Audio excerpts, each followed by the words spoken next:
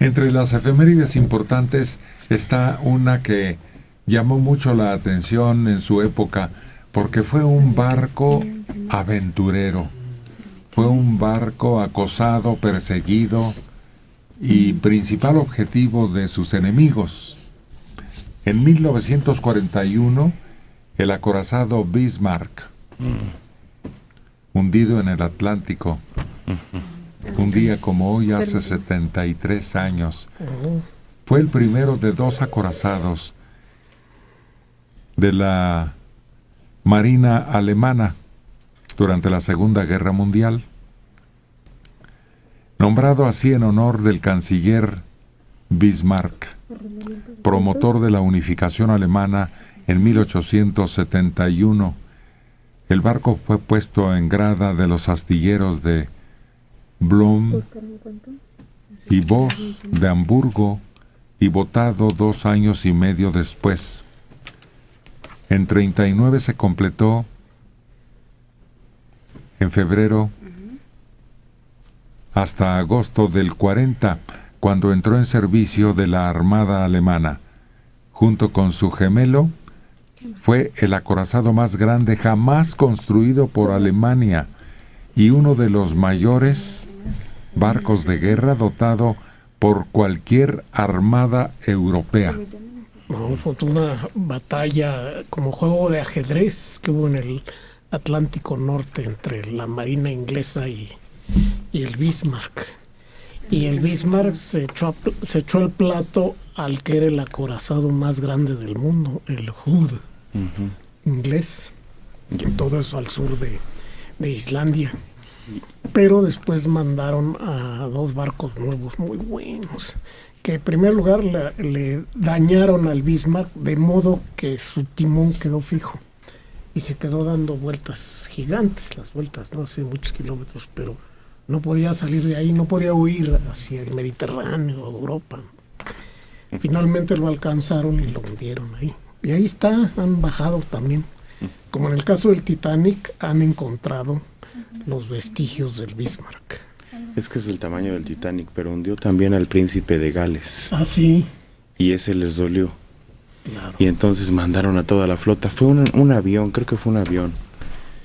¿Cómo se llamaban estos aviones? El que le lanza un torpedo y le deja sin timón. Era uno de los libros favoritos de los populibros La Prensa, no sé si recuerdo. Sí. Lo vendían en todas las farmacias. Sí. Y además hay película y hay muchos documentos. Es que es muy interesante. Era el símbolo más importante de la Alemania. Sí.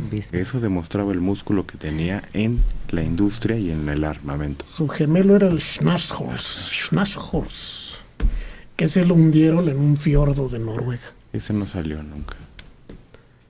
No me acuerdo de quién interpretó la película. Y el alemán Kurt Jürgen. Sí. Excelente. El gemelo se llamaba Tirpitz. El Tirpitz, sí. Tirpitz. Fue una cacería implacable. Se escondía. Lo avistaban en un lugar y cuando ya se dirigían a acecharlo, ya había navegado muchos kilómetros, millas marinas, pues, más lejos de ese punto. Sí, fue el fin de la época de los grandes acorazados, porque la aviación los hacía totalmente indefendibles. Después se impuso la aviación, un arma más efectiva para la Segunda Guerra Mundial. Y por lo tanto, los portaaviones. De Naucalpan, 57 años, José Morales Trenado. Manelik dijo que el príncipe de Gales fue hundido por el Bismarck, pero no es así. El príncipe de Gales fue hundido por los japoneses en diciembre del 41, 2 o 3 días después del ataque a Pearl Harbor. Fue bombardeado por la aviación japonesa.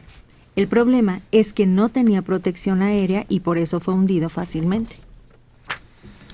A ver.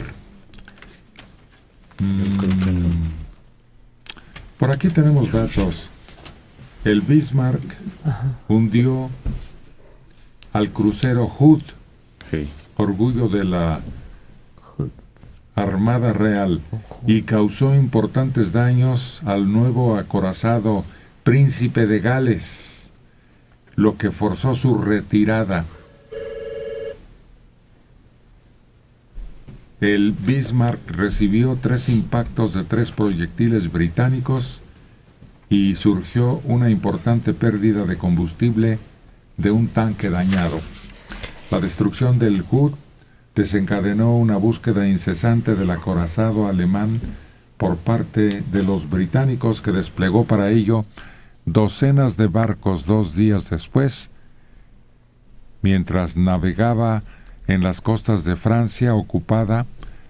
Bismarck fue atacado por aviones torpederos. Un torpedo destrozó uno de los timones del acorazado alemán.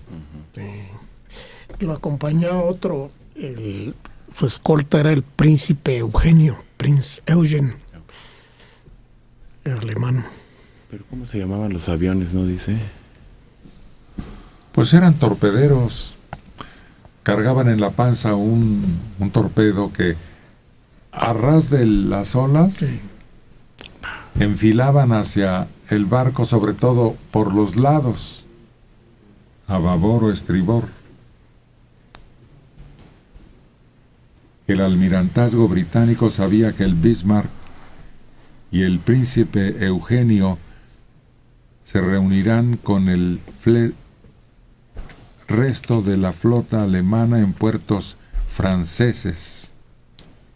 No, pues hay un montón de datos aquí de lo que fue una persecución titánica